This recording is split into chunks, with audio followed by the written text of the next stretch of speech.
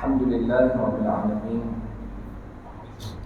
Segala puji bagi Allah yang menurunkan kepada kita ujian demi ujian dengan penuh hikmah dan pedoman. Maka sebagai umat, perbanyakkanlah kita melafazkan kalimah tahmid alhamdulillahirabbil alamin. Selawat dan salam kita ke atas junjungan besar Nabi Muhammad sallallahu alaihi wasallam, baginda Rasul yang bersusah payah menyampaikan kepada kita risalah dengan penuh amanah. Maka sebagai umat, perbanyakkanlah kita melafazkan salawat ke atas Rasulullah sallallahu alaihi wasallam. Allahumma salli ala Sayyidina Muhammad wa ala ali Sayyidina Muhammad. Yang sama-sama kita hormati Al-Mukarram Tuan Imam, Saf Kepimpinan Masjid, para asatizah, tuan-tuan, puan-puan, muslimin dan muslimat, para tetamu Allah yang dimuliakan. Jadi pada pagi ini kita akan mengupas satu kitab kecil, iaitu berkaitan dengan peristiwa yang besar Al-Hijrah Rasul sallallahu alaihi wasallam, iaitu Fiqh Al-Hijrah yang dikarang dan dihimpunkan oleh Dr. Zulkifli Muhammad Al-Bakri. Jadi dalam kitab ini dia membahagikan beberapa bab yang berkaitan dengan fiqh yang ada di dalam peristiwa hijrah, juga beberapa faedah yang ada dalam perjalanan hijrah Nabi sallallahu alaihi wasallam, dan kita cuba ambillah sedikit pada pagi ini. Kalau kita melihat, kitab ini memulakan dengan pembahagian hijrah. Kerana sebahagian daripada kita bila sebut hijrah, dia ingat hijrah itu satu je lah, iaitu hijrah daripada Mekah ke Madinah. Dan itu pun yang paling banyak dibicarakan dan dibincangkan. Adapun hijrah ini, kalau kita lihat, para ulama telah membincangkan lebih awal lagi.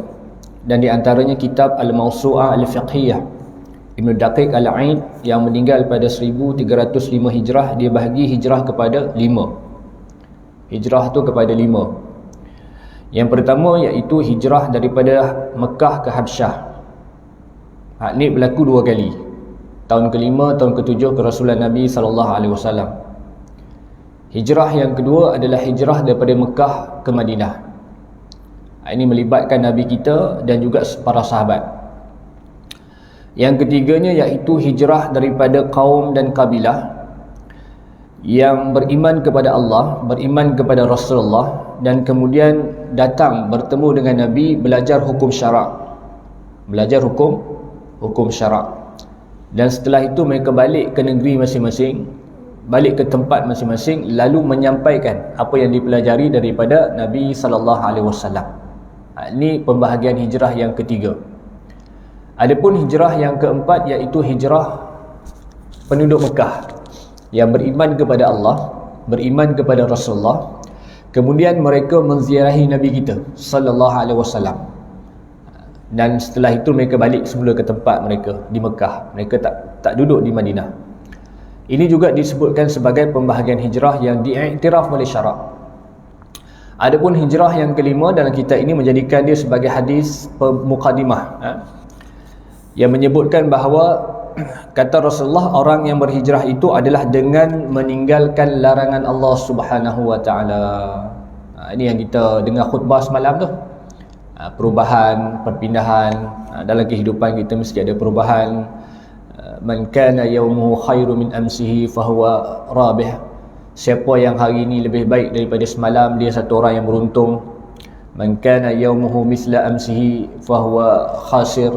Siapa yang hari ini sama je macam semalam, maka dia satu orang yang rugilah. Hidup kita tak berubah, macam tu je, rugi. Man kana yawmuhu syarrun min amsihi. Siapa yang hari ini lebih, bukan sama lagi, lebih teruk, lebih buruk daripada semalam dia, fahuwal mal'un. Dia satu orang yang dilaknat, yang rugi, yang celaka dalam hidup dia. Baik. Ini 5 pembahagian hijrah yang disebutkan oleh Ibn Daqiq Al-Aid. Dan kemudian ditambah pula 2 oleh Ibn Qayyim rahimallahu ta'ala yang meninggal pada 1350 hijrah. Hijrah yang pertama iaitu hijrah secara fizikal daripada satu negeri ke negeri yang lain. Ini kita maklumlah. Hijrah daripada negeri ke negeri yang lain secara fizikal. Contoh kita daripada Kampung Rincing ni, kita berhijrah ke mana? Ke Negeri Sembilan. Macamlah jauh sangat Negeri Sembilan ni, bunyi macam jauh kan. sempadannya. Kita boleh hijrah ke negeri sembilan secara fizikal daripada tempat ke tempat. Dan ini juga berlaku pada hijrah yang 3 tadi. Yang pertama iaitu daripada Mekah ke Habsyah, yang kemudian daripada Mekah ke Madinah, itu fizikal lah tu. Hijrah yang kedua kata Ibn Qayyim adalah hijrah dengan hati. Bukan fizikal saja, tetapi bawa hati kita, iaitu hati yang dulunya selain daripada Allah, selain daripada Rasulullah, kepada hati yang cinta kepada Allah dan Rasulullah, dan juga hati yang ubudiyah selain daripada Allah kepada ubudiyah Allah Subhanahu wa taala. Jelas ya? Ini pembahagian hijrah. Sebab nak melihat kepada kita betapa besarnya makna hijrah, dan ada beberapa hukum yang terkait dengan peristiwa hijrah itu sendiri. Baik. Kemudian kita masuk bab yang kedua, iaitu kelebihan hijrah. Kelebihan hijrah ni cukup banyak disebutkan di dalam kitab ini, didatangkan beberapa nas ayat-ayat Al-Quran. Orang yang berhijrah ni Allah bagi apa? Allah bagi syurga, Allah bagi keampunan, Allah bagi rahmat. Ini banyak disebutkan dan dikuatkan. Satu daripadanya hadis Nabi SAW. Kita baca pada pagi ini. Dalam hadis ini, hadis riwayat Bukhari dan Muslim, bersumberkan daripada sahabat iaitu Amru bin Al-As radhiyallahu anhu. Nabi tanya 3 benda, dan dalam hadis ni Nabi beritahu 3 amalan cukup besar dan dia boleh menghapuskan dosa yang sebelum dia. Antara yang kita lihat, kata Rasulullah, ama alimta annal Islam yahdimu ma kana qablahu. Apakah kau tahu bahawa Islam itu boleh menghapuskan dosa yang sebelumnya? Islam itu dia boleh menghapuskan dosa-dosa yang lampau. Apa maknanya? Nanti kita tengok tafsiran daripada Ibn Katsir. Yang keduanya, kata Rasulullah, wa annal hijrata tahdibu ma kana qablaha. Dan hijrah juga boleh menghapuskan dosa yang sebelumnya. Yang ketiga, kata Rasulullah, wa annal hajja, dan ibadah haji itu yahdimu ma kana qablahu, juga boleh menghapuskan dosa yang sebelumnya. 3 amal ini, 3 ibadah ini, Islam, hijrah dan juga haji, semuanya kata Nabi SAW boleh menghapuskan dosa yang sebelumnya.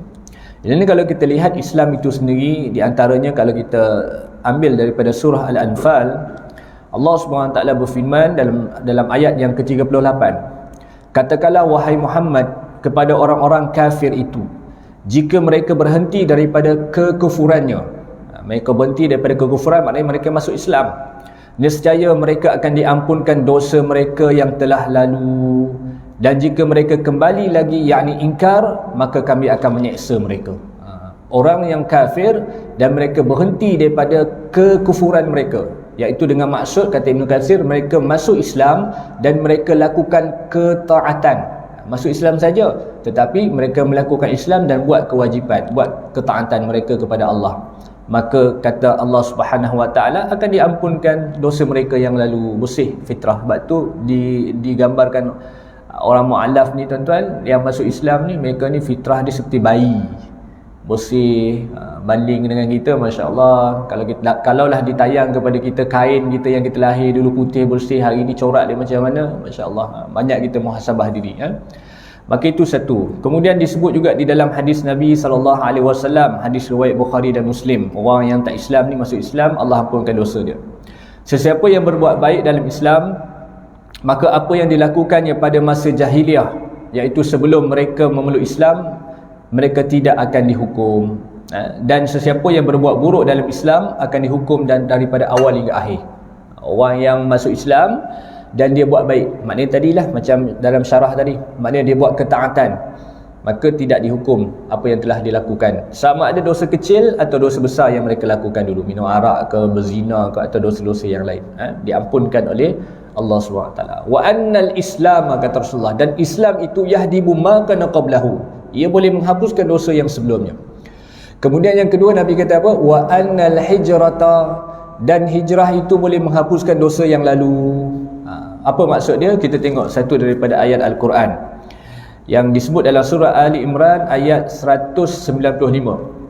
Dan kata Allah Ta'ala, فَالَّذِينَ هَاجَرُوا وَأُخْرِجُوا مِنْ دِيَارِهِمْ وَأُوذُوا فِي سَبِيلِي وَقَاتَلُوا وَقُتِلُوا لَأُكَفِّرَنَّ عَنْهُمْ سَيِّئَاتِهِمْ ila akhir ayat.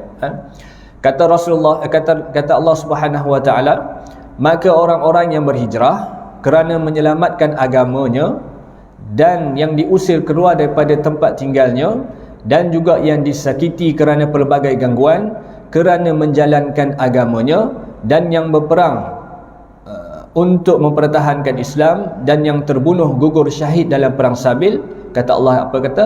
La ukaffiranna anhum sayyiatihim, sesungguhnya kata Allah, aku akan hapuskan kesalahan-kesalahan mereka, semua kejahatan mereka, keburukan mereka itu, dengan syaratnya mereka ini berhijrah, dan kerana disebab mereka itu untuk menyelamatkan agamanya. Nanti kita tengok orang yang berhijrah kerana dizalimi dalam sesebuah negara, apa sahajanya kerana agamanya, maka Allah akan ampunkan dosa dia. Maka hijrah ni boleh menghapuskan dosa yang lalu. Wa annal hajja, yang ketiga sekali, last sekali Nabi kata apa? Haji juga boleh menghapuskan dosa yang lalu. Kan disebut dalam hadis, wa man hajja, siapa yang menunaikan ibadah haji semata-mata kerana Allah, menunaikan ibadah haji tidak menuturkan kata-kata yang keji, menunaikan ibadah haji tidak melakukan perkara fasik iaitu dosa, maka seperti baru dilahirkan dikeluarkan daripada rahim ibu dia, bersih, fitrahnya suci daripada dosa dan sebagainya, diampunkan dosanya, Allah ampunkan dosa dia. Maka tiga ibadah ini, tiga amal ini, Islam, hijrah dan Islam, boleh menghapuskan dosa. Inilah kelebihan hijrah. Besar tak besar tuan-tuan? Dihapuskan dosa, tetapi syaratnya kerana semata-mata kerana Allah. Baik. Kemudian kita masuk sedikit pada bab yang keempat, iaitu hukum berkaitan dengan hijrah. Hijrah ini hukum dia, ulama sepakat kata sampai hari kiamat. Sebab sebahagian daripada kita mungkin memahami bahawa setelah berlaku peristiwa pembebasan atau pembukaan kota Mekah pada bulan Ramadan, maka tidak ada lagi hijrah. La hijrata ba'dal fathi. Hadis ni juga dibaca dalam khutbah semalam kan. La hijrata ba'dal fath, tidak ada lagi hijrah selepas pembukaan Mekah. Apa maksud hadis ni sebenarnya? Maknanya adakah kalau hari ini kita nak buat hijrah tidak dikira dan tidak dinilai ibadah? Kerana setelah habis saja Nabi berhijrah daripada Mekah tu, tak ada lagi hijrah yang lain melainkan hijrah iaitu berjihad melawan hawa nafsu kita. Secara maknawiahnya begitu. Baik. Maka di sini ulama bagikan beberapa hukum. Kita sebut satu atau dua hukum yang terkait dengan hijrah ini. Yang pertama sekali, para ulama sepakat mengatakan wajib hijrah daripada negara kafir, keluar daripada negara kafir itu sekiranya terpaksa melakukan maksiat. Duduk dalam satu negara kan, dan negara itu ditadbir atau diuruskan oleh orang bukan Islam, malangnya mereka ini memaksa kita untuk melakukan maksiat, maka kita tidak boleh redha, tak boleh rela, tak boleh pasrah duduk dalam negara tersebut. Hukumnya wajib keluar hijrah. Hak ni terkait dengan ayat kita baca tadi. Kerana dizalimi, kerana diperangi, maka mereka ni keluar berhijrah kerana agamanya. Ini Allah ampunkan dosa dia. Kemudian hukum yang kedua, kata Dr. Mustafa Al-Bugha, seorang ulama Syariah tuan-tuan, dia kata apa? Iaitu hijrah daripada bumi kafir ke negeri Islam adalah wajib ke atas seorang Muslim yang tidak dapat bertahan daripada melakukan kewajipan agama dia. Duduk satu negara, sembahyang tak dibenarkan, berjemaah tak boleh, apa lagi? Puasa tak boleh, solat orang perempuan tak boleh tutup aurat, tak boleh pakai tudung, orang kata kan, tak boleh pakai tutup aurat dengan sempurna, tudung tak boleh pakai, mesti pakai sama rata. Duduk dalam negara macam ni yang memaksa kita, dan kita tak boleh buat agama kita sendiri. Kita tak boleh zahirkan agama kita sendiri, tak boleh zahirkan kita ni Muslim, ada kewajipan solat, ada kewajipan puasa, ada kewajipan zakat, ada kewajipan haji, tak dibenarkan. Maka hijrahlah, keluarlah. Duduk dalam negara yang memaksa kita tak boleh buat agama kita, buat apa? Kerana apa? Kerana berlaku dialog dalam surah An-Nisa ayat 96 antara malaikat dengan orang-orang yang enggan berhijrah. Apa dia disebut? Dalam surah An-Nisa ayat 96, sesungguhnya orang-orang yang diambil nyawanya oleh malaikat semasa mereka menganiayai diri mereka. Nampak? Sesungguhnya orang yang malaikat ni ambil nyawa dia, dan mereka ni dilabelkan sebagai orang yang menganiayai diri mereka sendiri. Apa maksud mereka aniaya diri mereka sendiri?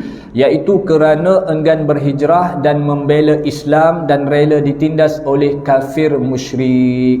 Mereka tak nak hijrah, mereka tak nak keluar, dan mereka ni rela ditindas oleh kafir musyrik. Mereka ni duduk sajalah, tak buat apa untuk agama dia. Dan mereka ditanya oleh malaikat. Malaikat kata apa? Apakah yang kamu telah lakukan mengenai agama kamu? Surah An-Nisa ayat 96 ya. Apa yang kau buat dengan tentang agama kamu? Kata mereka, qalu kunna mustad'afina fil ard. Kami ni orang lemah, kami ni orang dizalimi, kami ni orang yang ditindas di bumi kami sendiri. Lalu malaikat bila dengar jawapan orang macam ni, kata malaikat, qalu alam takun ardullahi wasi'atan fatuhajiru fiha. Bukankah bumi Allah ni luas untuk kau keluar berhijrah padanya? Malaikat jawab macam tu je. Kan bumi Allah ni luas, keluarlah. Allah menyebutkan orang ni faulaika ma'wahum jahannam wa sa'at masira. Mereka ni Allah campakkan dalam neraka, seburuk-buruk tempat kembali.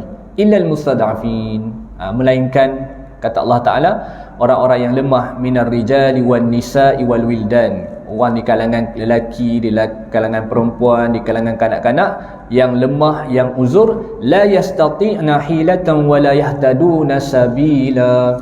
Mereka ni tuan-tuan tak ada cara nak keluar. Mereka ini tidak ada helah nak keluar.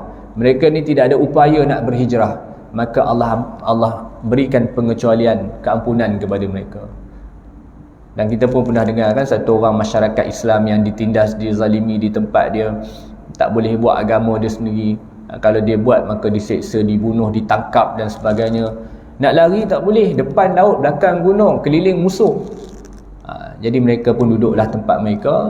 Apa yang berlaku itu serah pada Allah Ta'ala. Mereka tak ada usaha. Mereka tak ada, bukan tak ada usaha, mereka tak ada helah, tak ada cara nak keluar lagi dah. Maka ilal mustad'afin, orang ni Allah tak campak dia dalam neraka. Adapun orang yang ada kemampuan, dia boleh keluar, dia ada helah nak keluar dari negara tu, tapi dia kata tak apalah, aku ni orang yang dizalim, ditindas di bumi ini, biarlah, dia kata. Jadi ini salah pemahaman bagi orang yang enggan berhijrah, bahkan dia mendapat laknat daripada Allah SWT. Baik, kesimpulannya, bagi mengimbangi perkara ini, kita orang Islam yang lain daripada hijrah tu ada nusrah, mesti bantu. Maka wajib orang Islam bantu orang untuk berhijrah, kena bantu. Sebab tu kalau kita ada kuasa, kita ada kedudukan, kita ada apa-apa saja kemudahan, bantu dia keluar untuk berhijrah. Dan ini pun berlaku juga. Kita tengok macam mana setengah negara menyediakan tempat-tempat orang minoriti Islam untuk berteduh dan untuk berkeluarga di tempat-tempat tertentu yang tidak diserang, yang tidak dibunuh dan sebagainya. Boleh setakat ni tuan-tuan ya. Ini pembahagian hijrah dan juga hukum berkaitan dengan hijrah. Baik.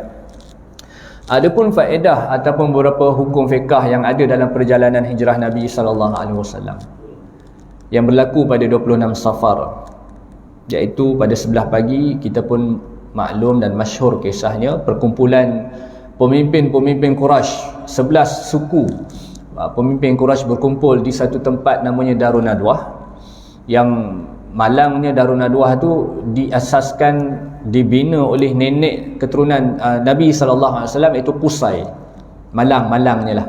Tempat yang diasaskan oleh nenek Nabi SAW itu digunakan oleh pemimpin Quraisy untuk bincang nak buat apa dengan Muhammad. Malangnya. Yang keduanya kita lihat mereka ini berjumpa secara bermesyuarat, dan mesyuarat itu diketuai oleh satu orang yang namanya Umar bin Hisham. Umar bin Hisham. Takkan Umar kot. Umar bin Hisham ni siapa tuan-tuan? Umar bin Hisham ni nama samsing dia Abu Jahal. Nama sedap kan? Umar bin Hisham, nama samsing dia Abu Jahal.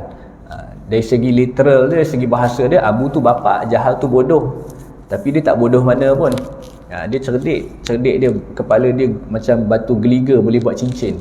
Sebab dia punya cadangan ni, 2-3 cadangan dia, akhirnya Iblis endorse cadangan dia.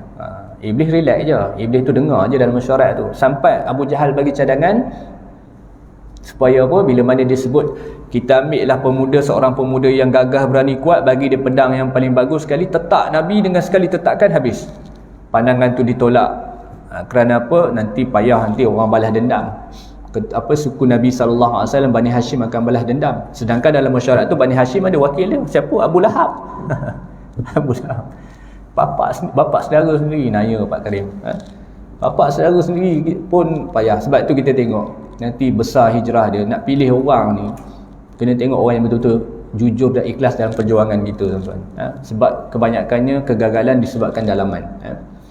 Jadi apabila berlaku perkara tersebut, kita lihat antara hikmah yang besar adalah orang musyrikin Mekah, mereka ni walaupun tak beriman, tapi mereka memilih cara syura, cara mesyuarat. Dan kita pun tahu suku Arab ni dia terkenal dengan asabiyah dia. Asabiyah ni dipanggil fanatik. Kalau kita daripada negeri ni, kita asabiyah negeri kita je. Kita tak terbuka dengan orang lain. Makan dengan orang kita, jalan dengan orang kita, sembang orang itu je dapat kita.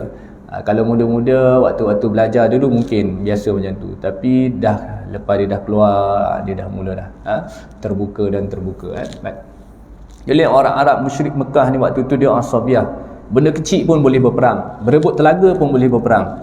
Tapi dalam hal untuk memastikan Muhammad ni habis, mereka sanggup bersatu hati. Apa kita ambil pengajaran daripada sini?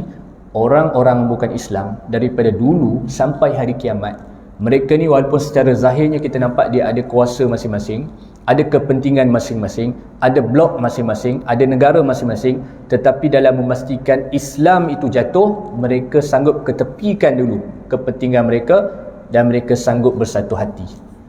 Suku Arab ni, sebelah suku Arab ni sanggup berjumpa dan sepakat untuk satu perkara saja, nak buat apa dengan Muhammad. Nampak tak betapa perangai orang jahiliah ni. Kita kalau boleh jangan ada perangai macam tu. Maknanya kita ni walaupun tak ngam, tapi dalam satu perkara kita bersatu dalam perkara kejahatan. Jangan. Tapi kalau kita ni walaupun ada latar belakang macam-macam, tetapi kita sepakat dengan perkara yang sepakat baik. Maknanya kita lakukan sama. Kalau kata tempat kita ada kedai, buka kedai arak, jual arak, kita sepakat lah. Walaupun kita macam-macam latar belakang, tak boleh ni ada kedai ni, kawasan ni majoriti orang Islam, kenapa mesti ada jual arak? Kerana arak ni walaupun kita tak minum, tapi yang jual tu anak bangsa Melayu kita, Islam kita, dia akan dipaksa menjual arak tu, betul tak? Mana ada orang anak-anak bukan Islam yang pergi jual? Sebab tu yang dekat Taman Pelangi 2 tu, kalau tuan-tuan tengok, Alhamdulillah yang dekat DMS tu tak ada rasanya orang jual arak. 7E pun tak jual. Perasan? Speedmart pun tak jual 99. Sedangkan Speedmart ni kalau kata jual arak, memang semua tempat ada jual arak. Minuman keras lah, rokok ada lah. Arak ni nak cerita ni yang berat ni, ibu segala maksiat ni. Yang satu minimart dia baru buka pun tak ada jual juga. Sebab apa? Sebab kita sepakat tentang perkara ibu maksiat ni. Tempat kita ni, sebab nanti yang menjual tu bukan siapa-siapa, yang menjual tu orang Islam kita sendiri yang habis belajar SPM nak cari part time, jadi kerja kat situ terpaksa jual arak. Bahkan dalam hadis sebut 10 golongan yang dilaknat jual arak, termasuk yang mengangkat daripada store tu masuk kan, yang jual.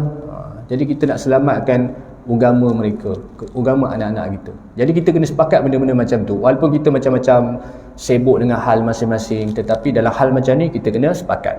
Orang kafir musyrik Mekah dia sepakat hal lain, nak buat apa dengan Muhammad. Dia dah tawarkan macam-macam kat Muhammad. Dia dah tawarkan harta, tahta, wanita, Nabi tolak. Cara baik, cara halus dah nak pujuk Nabi, Nabi tak mau. Nabi tak mau perempuan, Nabi tak mau kedudukan, Nabi tak mau harta, Nabi tak mau tahta, tak mau. Lalu mereka bincang nak buat yang buruk kepada Nabi.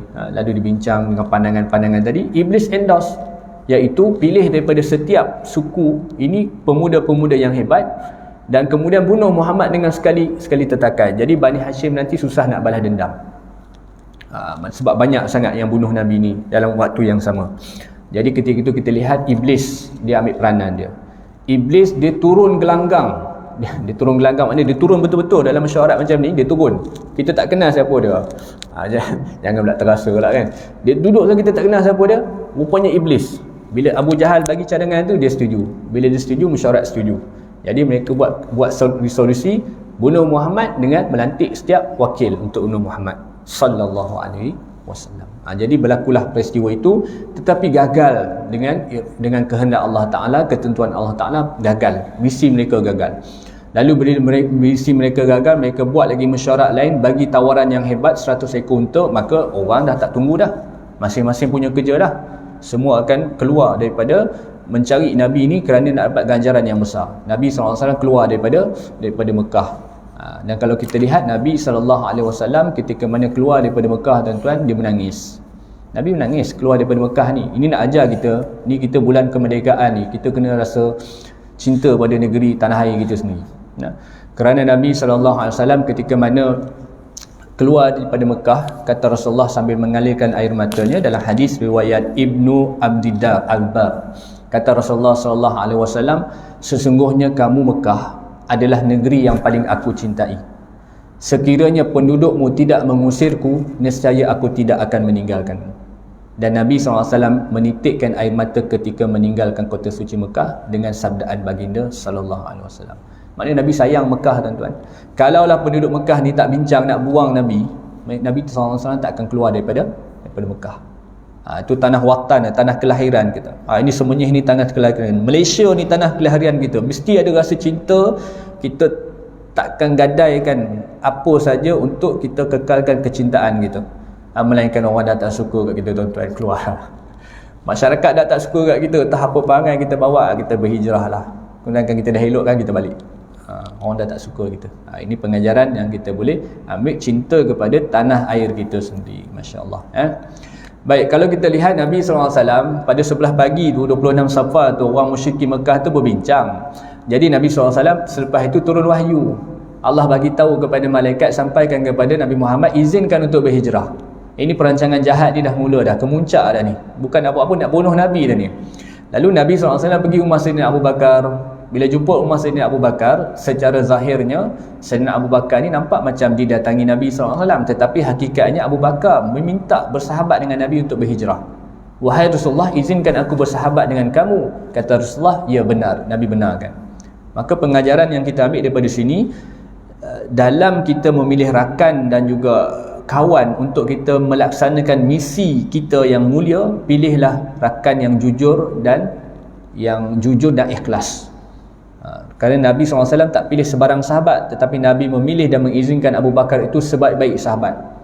Maka kita hari ini kalau nak pilih orang jadi partner kita, orang yang nak bantu kita, mungkin perniagaan kita, mungkin organisasi kita, maka pilihlah rakan-rakan yang jujur dan ikhlas. Sebab sejarah membuktikan banyaknya kegagalan satu-satu misi itu adalah disebabkan sabotaj daripada dalam. Ini banyak berlaku dalam masyarakat Islam. Orang luar tak kacau kita mana pun, diusik-usik sikit lah, cuit-cuit sikit lah. Tapi yang bertelagah, yang bergeladak dalam, yang menjatuhkan orang dalam kita sendiri. Dan ini fakta yang berlaku. Maka kita ambil pengajaran ini, pilihlah betul-betul orang-orang yang jujur dan ikhlas dalam perjuangan kita, tuan-tuan. Baik. Kemudian kita lihat lagi, Nabi SAW berhijrah dengan secara sistematik, secara bersusun, ada strateginya. Tapi Sayyidina Umar tidak. Sayyidina Umar bila dia hijrah daripada kufur kepada Islam, dia declare, dia terus terang je. Bukan saja terus terang, bahkan dia cabar orang. Itu Umar. Maka orang akan tanya, kenapa Rasulullah tidak hijrah seperti Umar? Kenapa nak sembunyi-sembunyi? Kenapa nak pergi ke rumah Abu Bakar pada waktu orang tak ada? Kemudian kenapa nak keluar daripada rumah tu dengan menyuruh Sayyidina Ali untuk menukarkan tempat tidurnya? Mengapa secara sembunyi-sembunyi? Adakah Nabi seorang penakut? Waliyazubillah. Ini persoalan-persoalan orang yang terlalu cerdik. Lalu ditanya dengan soalan ni. Saya pernah, saya ada ditanya kan, dalam peristiwa hijrah ni, dia tanya kepada saya, Ustaz nak tanya apa dia, kata. Ni waktu Asma binti Abu Bakar tu, anak Sayyidina Abu Bakar hijrah tu, waktu dia bawa makanan kat Nabi tu, dia mengandung kan Ustaz? Mengandung. Riwayat kata dia mengandung. Saya nak tanya, dia mengandung berapa bulan? Tu dia. Tarikh lahir pun khilaf, tuan-tuan. Bulan kandungan lagi, mana kita tahu? Tuan ada jawapan? Saya dengar 4 bulan. 4 bulan lah. Nak kata apa? Dah dia buat bacaan dia 4 bulan. Tapi nak ceritanya orang macam tu lah. Tapi tak apalah. Untuk tambah ilmu kita juga kan. Tapi saya tak jumpa lah. Tapi mungkin ada setengah kitab tu memang ada. Orang yang alim, dia baca banyak kitab, dia jumpa lah. Confirm jumpa. Macam tu juga dia tanya, Nabi Abu Bakar bila mana, Rasulullah bila datang rumah Abu Bakar tu kan Asma ada, kan Aisyah pun ada kan. Jadi Aisyah ni waktu tu dah kahwin ke dengan Nabi SAW? Dah kahwin belum? Dalam peristiwa hijrah tu Nabi SAW seorang. Mana Aisyah? Waktu Nabi keluar daripada rumah tu, ada cerita Aisyah kat situ tak? Radhiyallahu anha, ada tak? Tak ada kan? Kita dengar Aisyah, Rasulullah, Ali keluar. Aisyah mana? Waktu Nabi SAW pergi rumah Abu Bakar tu, Aisyah pada waktu pagi tu, pada waktu tengah hari tu, Kenapa tidak bersama dengan Rasulullah? Bukankah dia isteri Nabi SAW? Bukankah isteri itu mesti bersama perjuangan jihad Nabi SAW? Maka orang tanya, dia tanya, dah kahwin belum Ustaz? Aisyah kan? Maka kata Imam Zahabi, dah kahwin. Sebab riwayat masyhur mengatakan Nabi SAW nikah tu Aisyah itu umurnya 6 tahun. Nanti orang kata Nabi macam-macam, kahwin budak kecil. Tak. Kalaulah perbuatan Nabi itu adalah merupakan perbuatan yang jelek di sisi masyarakat, nescaya Nabi telah dicaci, dimaki lebih awal lagi. Tapi tidak, kerana masyarakatnya begitu, urufnya begitu. Tak ada orang kata pun yang kata orang yang mulut jahat pada hari ini saja, menggambarkan seolah zaman kita dengan zaman Nabi itu sama je. Dan dia tak mengkaji pun sejarah ataupun peradaban masyarakat Arab ketika itu.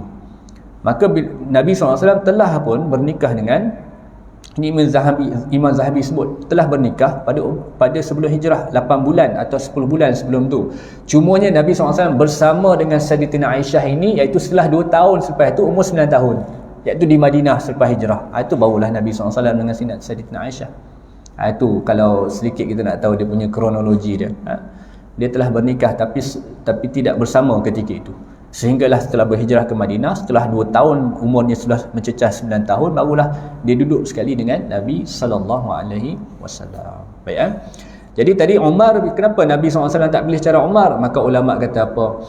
Tindakan Umar tu adalah tindakan persendirian semata-mata. Kerana bergantung kepada kekuatan dan juga keimanan. Kekuatan dia, Umar ni bukan orang biasa-biasa. Dia ada al-quwah, nak jadi pemimpin ni dia mesti quwah. Ada al-amin, orang yang ikhlas, jujur, amanah, dan juga al-quwah. Quwah ni kekuatan fizikal. Sebab tu kalau pilih pemimpin, kalau pemimpin tu daripada dulu sampai hari ni pakai contoh, kalau dia pun kadang pakai wheelchair macam tu je, dia boleh jadi pemimpin tapi dia tidak ada quwah, dia tak ada kekuatan. Badan dia tu belum. Maknanya pemimpin dia mesti ada kekuatan. Umar lebih daripada tu. Dia masuk Islam, dia cabar orang, siapa nak lawan dia? Umar. Tak ada lah orang zaman Umar zaman ni, tak ada, habis. Semua ada kepentingan masing-masing, takkan ada. Jadi ketika itu Rasulullah SAW ini tidak ikut cara Umar. Kerana apa? Kata ulama, kerana apa yang Nabi akan buat akan menjadi hukum. Apa yang Nabi kata itu sunnah, apa yang Nabi buat itu ada menjadi hukum. Maka orang ramai akan menyangka kalau Nabi buat cara Umar, maka inilah cara yang diwajibkan untuk berhijrah. Maka Nabi tak buat. Kerana hijrah ni lebih besar lagi mengajar kita tentang akidah kita, iaitu dalam memahami konsep tawakal, serah diri kepada Allah Ta'ala, kita wajib berusaha. Ahli sunnah wal jamaah memahaminya begitu. Sebab Nabi SAW itu boleh saja tawakal, serah pada Allah Ta'ala. 11 suku Arab ni kalau Allah nak hapuskan sekejap je, habis macam tu je. Tetapi Allah nak ajar kepada kita, inilah maksud Islam. Kita wajib berusaha dalam memahami konsep qada, qadar dan tawakal kepada Allah Ta'ala. Kena usaha. Nabi bersusah payah ni tuan-tuan, sampai nak susun strategi, sampai nak naik Jabal Sur, kemudian macam-macam lah dalam perjalanan hijrah itu selesai. Kemudian kita masuk sedikit lagi. Kemudian kita lihat bila Nabi SAW masuk dalam gua, dia bersama dengan sahabat ni Abu Bakar ni, sampai ulama kata apa? Sesiapa yang mengingkari persahabatan Abu Bakar radhiyallahu anhu dengan Nabi SAW, maka dia jatuh kafir. Kerana apa? Kerana mengingkari apa yang terkandung di dalam kitab Allah. Tak ada orang boleh nafikan persahabatan Nabi SAW dan juga Rasulullah SAW. Kerana besar. Antara benda-benda kecil yang Abu Bakar buat, contoh dia bila nak masuk ke gua, sebelum nak naik ke Jabal tu, dia dukung Nabi SAW. Dan dia menginjakkan kaki dia tuan-tuan, dia tak pijak tumit tu sempurna supaya apa? Orang tak nampak tapak kaki tu. Punya nak bagi tahu kita, nak mengajar kita usaha sungguh-sungguh. Dia boleh dia jalan macam biasa, tetapi kerana memikirkan orang kejar dia, jadi dia tak tinggalkan tapak kaki dia, sehingga dia orang panggil apa? Menyungkit itu kaki jalan dia. Sampai berdarah kaki. Dan kemudian kita lihat dua orang yang umur dah 50 tahun, 52 tahun, bukan orang muda. Lalu bila sampai di pintu gua nak masuk tu, dia menggadaikan nyawa dia dulu. Sebab apa? Dia tak benarkan Nabi masuk, sebab dia nak pastikan keselamatan Nabi. Tak tahu apa benda dalam gua ni. Kita kalau dengan Rasulullah SAW, kalau pada hijrah dengan Nabi, kita tak suruh Nabi masuk dulu ke kita masuk dulu? Ni gua gelap gelita ni, tak tahu apa dalam gua ni kan, datang apa dalam gua ni kan. Kita masuk dulu ke Rasulullah masuk dulu? Kalau kita, ya Rasulullah silakan masuk. Sebab apa? Kamu wahai Rasulullah, malaikat Jibril jaga, dia jaga, kita siapa jaga? Abu Bakar tak. Abu Bakar beriman perkara tu, tapi dia kata tak apa, dia bersihkan dulu, dia pastikan keselamatan Nabi. Setelah selamat, dia tutup lubang-lubang yang ada. Akhirnya kita pun baca riwayat dia, dia menyandarkan belakang dia dinding gua, dan kemudian dia melunjurkan kaki dia. Ni sahabat dengan sahabat ni, Nabi SAW tidur atas paha tengkuknya yang mulia SAW, duduk atas paha Nabi, atas paha Saidina Abu Bakar. Kita kalau dengan kawan baik kita, kan, Haji dengan Datuk kan kawan baik kan, ada tak cuba sekali duduk kepala atas paha dia, geli geleman gitu kan. Rumah kita kalau suami balik-balik ni duduk atas paha kita, apa rasa dia? Tiba-tiba tak pernah duduk atas paha kan. Telefon anak kan, balik lah abah kau ni tak lama dah. Pelik, benda-benda pelik kan. Tapi Abu Bakar tak ada, dia rasa sebab apa, dia tak nak Nabi SAW ni keletihan, penat. Jadi dia biarkan Nabi berehat supaya Nabi lepaskan lelah penat dia sanggup menggadaikan diri dia, sedangkan kaki dia tutup satu lubang, dan lubang tu ada binatang bisa. Dia tak tahu, tapi binatang bisa tu akhirnya sengat kaki dia, lalu ditahan supaya Nabi SAW tak terjaga daripada tidur dia. Kalau diangkat kaki dia, nescaya Nabi terjaga, tuan-tuan. Macam kita kalau orang duduk atas paha kita, tiba-tiba kita gerak macam ni, dia terjaga, tuan-tuan. Tapi dia tak nak buat macam tu. Sebab apa? Dia sangat kasih dan sayang Nabi SAW. Tetapi bila ditahan, sengatan binatang bisa ni bukan main-main. Kita kalau kena benda tajam pun, kaki saya ni tuan-tuan baru kena jahit, dah jahit dalam 4 jahit. Yang jahit saya 3 orang nurse perempuan lah. Jadi kita ni dah tua-tua ni segan lah kalau nak menjerit, sakit kan. Oi, malu tu kan. Tapi dia jahit tak sakit mana, yang sakit tu cocok tu kan. Cocok bius, 3 bius tempat terbelah tu. Cocok. Oi, dia punya azab. Maaf ya, dia kata maaf sambil cocok tu tak tahan tu. Tapi nak cerita apa, kita tahan. Saya tak jerit, tapi saya tak sedar air mata kita keluar tu kan. Sebab dah terlalu sakit. Macam kita kecil-kecil dulu, kalau adik-beradik kita ramai, tiba-tiba kita kena cubit dengan mak kita marah kita, cubit kita nak tunjuk hero kat adik-beradik kita kata tak sakit kan. Tak sakit pun air mata keluar juga. Itu biasalah.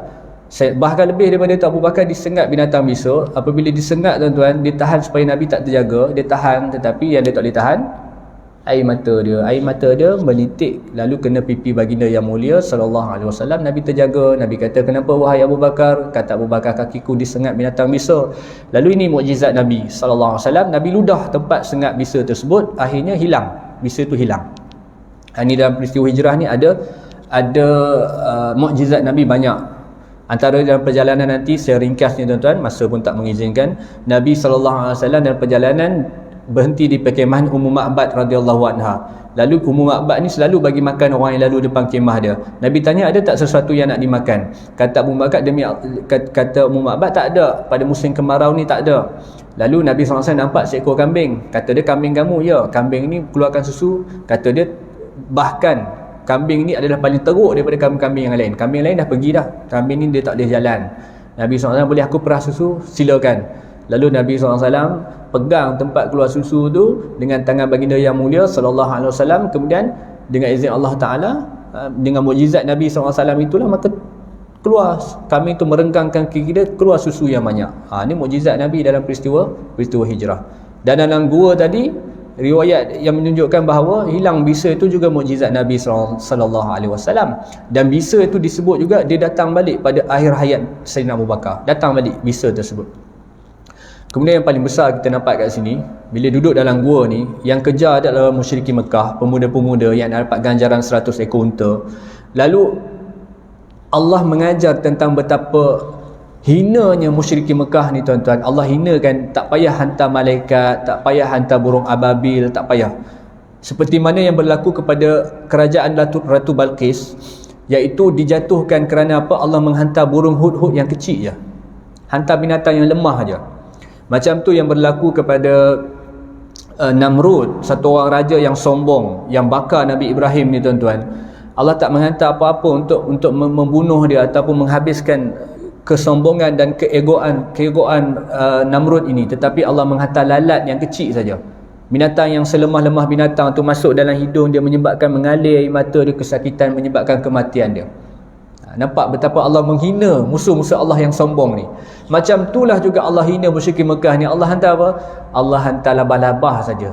Hantar labah-labah aja, tak payah hantar benda besar. Letak dekat gua, bersarang elok, orang tengok, tak ada orang dalam gua ni, dia pun pergi. Selamat Nabi SAW dan Abu Bakar. Dan juga riwayat mengatakan iaitu burung merpati yang bersarang. Maka Allah hanya perlu menghantar haiwan yang halus saja. Maknanya ini menunjukkan penghinaan Allah kepada musuh-musuh Allah yang sombong, yang merancang perancangan mereka dengan hebat, 100 ekor unta pemuda yang gagah. Tetapi Allah tak payah perlu semua tu, hanya menghantar binatang-binatang yang kecil saja untuk menghina mereka. Akhirnya mereka memang gagal, ternyata gagal. Sehingga habis mereka gagal. Baik. Kemudian selesai perkara tersebut, perjalanan Nabi diteruskan. Dan dalam perjalanan itu, antara benda yang kita nak diajar kepada kita, fiqah dia tuan-tuan, apabila Nabi nak berhijrah ni, Nabi nak tunggang apa? Jadi Sayyidina Abu Bakar ni satu orang yang kaya sebenarnya, dan dia mempunyai binatang tunggangan yang banyak. Lalu ditawarkan kepada Nabi SAW binatang tunggangan, Nabi nak pilih yang mana? Tu dia. Kita dalam keadaan terdesak ni tuan-tuan, bila orang dah offer kat kita, dah tentu kita akan ambil punya lah. Orang duk kejar kita ni, mesti kita ambil. Tapi Nabi ajar kita apa? Nabi bagi tahu kepada Abu Bakar, aku ambil tapi aku bayar. Ya, Abu Bakar bayar pula tu dengan harga 800 dirham. Macam kita kalau jom kita berhijrah, jom. Tapi aku tak ada kenderaan, ambillah mana motor aku nak. Saya nak Y suku boleh tak? Contoh kan. Orang memilih pula. Saya nak motor yang besar tu, saya tak nak motor kecil ni. Rasulullah SAW dia ambil, tetapi Rasulullah SAW bayar dengan 800 dirham. Sebab apa? Dia nak mengajar kepada kita. Ni disebut pengarang kita, Dr. Zulkifli kata apa? Ini menjadi satu pengajaran atau hukum kepada umat Islam bahawa kita sebagai umat Islam tidak sewajarnya menggunakan barang-barang kepunyaan orang lain, terutama untuk berjuang atau melakukan ibadah kepada Allah Subhanahu Wa Taala. Jangan guna barang orang lain dalam perjuangan kita sendiri dan juga kerana ibadah kita sendiri. Bahkan berusahalah membelinya agar barang-barang yang kita gunakan untuk berjuang di jalan Allah atau beribadah itu adalah milik kita sendiri. Ini kita kena ada dalam diri kita. Benda tentang ibadah kita, tentang perjuangan kita, kalau boleh ada share harta kita. Jangan kita asyik mengharapkan orang, tetapi masa yang sama kita tak berkorban apa pun. Slogan perjuangan kita besar, tetapi kita apa? Harta milik kita dalam perjuangan tu tak ada. Maka di sini Nabi ajar kepada kita, Nabi nak perjuang hijrah yang besar ni tuan-tuan, Nabi nak ada share harta dia, maka Nabi beli unta tu. Sekarang ia menjadi hak milik Nabi sendiri. Dan unta Al-Qaswa tu disebutkan sehinggalah Nabi SAW wafat, dan unta tu dibiarkan tanpa disembelih pada zaman Sayyidina Abu Bakar. Biar aja. Tak dibunuh, tak disembelih, tak dimakan daging dia. Ni benda yang besar lah sebenarnya dalam setiap benda-benda yang kita tak nampak, iaitu dalam hijrah Nabi SAW. Nabi teruskan perjalanan sampai di Quba. Nabi bina masjid Nabi kecil, empat segi sahaja bentuk masjid Nabi, dinding daripada batu, daripada tanah liat, tiang daripada tamar, pelepah tamar bumbungnya tinggi tak tinggi, kalau tinggi sikit daripada orang dewasa, kalau angkat tangan cecah kena bumbung masjid Quba. Lantai tak ada apa, sehinggalah Nabi sujud di Masjid Quba itu, di tanah itu, akhirnya dalam keadaan hujan. Setelah itu Nabi sujud dan tanah itu terpalit di dahi Nabi SAW yang mulia. Maka insiden ini menyebabkan akhirnya mereka mula meletakkan kerikil, dan akhirnya hari ini kita develop lah sampai hari ini. Tengok macam mana. Ini sejarah lah disebut. Dan Nabi berehat di Quba itu adalah kerana Nabi nak lepaskan penat. Yang keduanya, Nabi berehat di Quba itu Nabi nak belajar cara hidup orang Madinah. Sebab Nabi tak masuk lagi Madinah. Nescaya kalau Nabi masuk kota Madinah ketika itu, atau nama asalnya Yasrib, maka nescaya Nabi akan kena buat kerja-kerja yang besar. Macam kita kan, kalau kita ni orang penting, kita ni VIP, bila datang macam-macam orang suruh kita buat, pecah tanah lah, sign ni lah, pergi majlis ni, banyak kerja kita buat. Jadi kita kena rehat satu tempat dulu, kita kena tengok, kena rancang, kita kena kenal ni apa, masyarakat ni apa, ketua kampung ni macam mana, kita semua. Akhirnya selesai.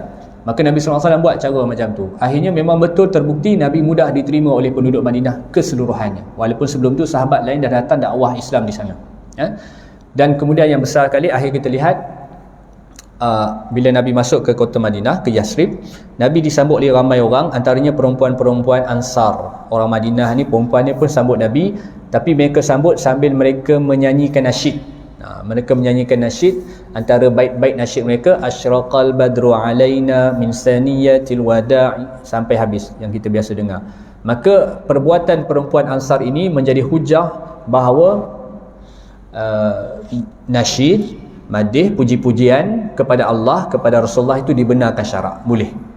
Jadi kalau minat nasyid, maka pilih nasyid yang betul-betul ada konsep puji Allah Ta'ala, puji Rasulullah SAW, ingatkan kita tentang agama. Itu sebenarnya dibenarkan dalam agama seperti perbuatan perempuan-perempuan Ansar. Dan juga jangan lupa pensyariatan hijrah yang pensyariatan solat Jumaat pertama juga berlaku dalam hijrah itu, hukum fiqah dia.